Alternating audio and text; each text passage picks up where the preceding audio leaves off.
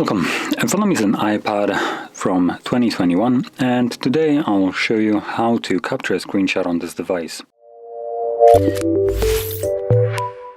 So to get started, you want to open up the content that you wish to capture. I'll be using the home screen, and because this is still in the kind of like the retro design of Apple, as you can see, it looks basically like the original iPad with a button.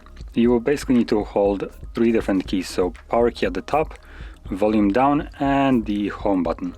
And you want to press all three of them at the same time. You'll get this animation and a sound to it, and that's basically it. You have now captured your screenshot, which can be found in your Photos application.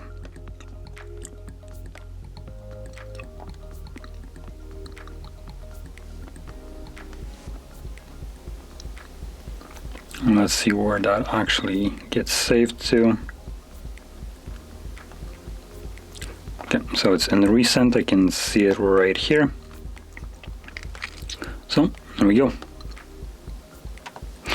So, if you found this very helpful, don't forget to hit like, subscribe, and thanks for watching.